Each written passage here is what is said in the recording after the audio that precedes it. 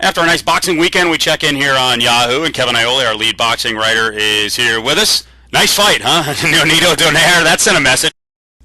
Well, I think we called that one. We said this is a can't miss fight. I think we thought, just perhaps, Steve, that this would be, a little bit more even and a little bit longer of a fight. But, we got a high level fighter performing at the highest level of his career, and we got a dramatic knockout. What more can you want? My impression from taking a look at it was Donaire he looked a lot bigger. He was faster, but he was a lot bigger. I mean, he's big for that weight class.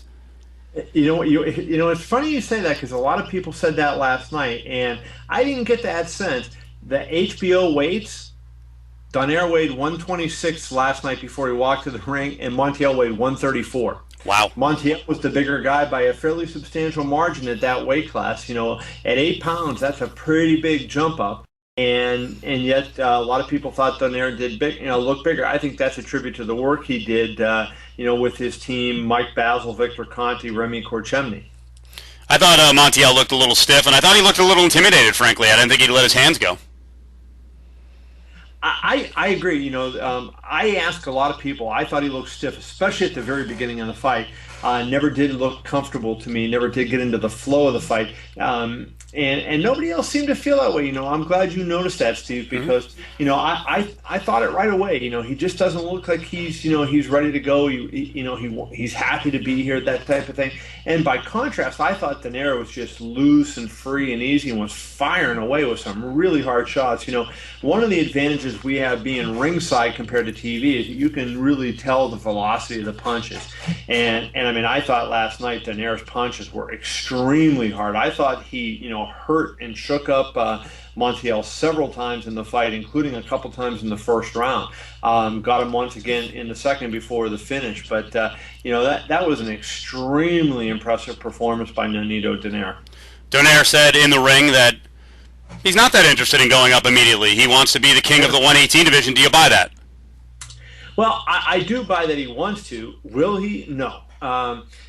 Showtime has a little tournament going on you may have heard of. They got their bantamweight tournament. It's a great idea. They had 4 really good bantamweights. And on April 23rd, the finals are going to be held. Abner Mares is going to fight Joseph Agbeko in the finals. Well, there's hope to see some kind of unification if Joseph Agbeko wins, because Agbeko is promoted by Don King. He would be able to work out a deal if they thought that was suitable money with Bob Arum to do a fight with Nonito Donaire. However, if Abner Mares wins, I just don't see that happening, because I just don't think that Golden Boy, who promotes Abner Mares in Top Rank, are going to be able to get together. It's unfortunate. I think clearly this is one case where the winner of this tournament is going to be the second best guy in the world. It's not going to be the best bantamweight. No question about it. It's Nonito Donaire. And they're playing for runner-up here, and it looks to a large degree like the runner-up doesn't get a chance, Steve. So where does he go? Does he go to 122 next? And who does he fight?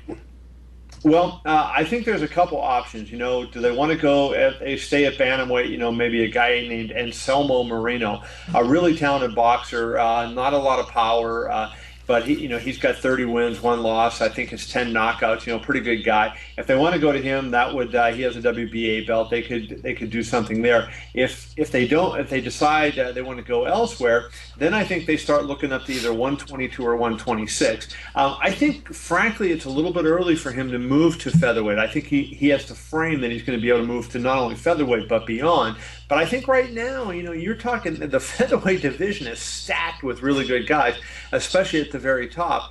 Chris John's been a long mainstay in that division. Juan Manuel Lopez is there. Yuri Orcas Gamboa. There are a number of other guys, but the featherweight division is really, as I said, Nonito weighed 126 after he rehydrated, came to the ring last night. That's the featherweight limit. Those featherweights are going to be close to 140. 135, 140. So that's going to be an issue for Nonito. So I think Super Bantam might be the way to go.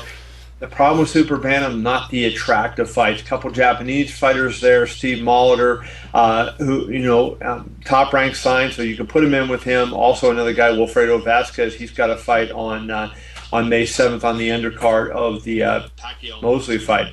Those are some of the possibilities, but I think, if you're looking to see that bantamweight division unified, don't hold your breath. So 2 years from now, how big can Donaire be? And he's a Filipino American. He was born in the Philippines, much of his time in the United States. How big can he become in the Philippines? Can anybody become Manny Pacquiao? I would think not. I think that's kind of a freak of nature, Steve. It's kind of a confluence of events that all came together and just created this monster draw, this, monster attraction. He's a great fighter. He's got a great story behind him. I mean, he's got all these different things that, that make Manny the superstar that he is. Can anybody get to that level? I don't think so. It's very difficult to ask, but I think can Nonito be one of the top guys in boxing? Sure can. He's fought 5 world title fights. He's 5-0 with 5 KOs in those title fights, and he's fought some good guys. So that tells you something about him. He's performing at the highest level against the top guys. People love to see knockouts. People love to see action-packed fights. So I think as he gets known and this highlight of that knockout last night gets around, I think that people are going to say, "Wow, this guy is pretty doggone good."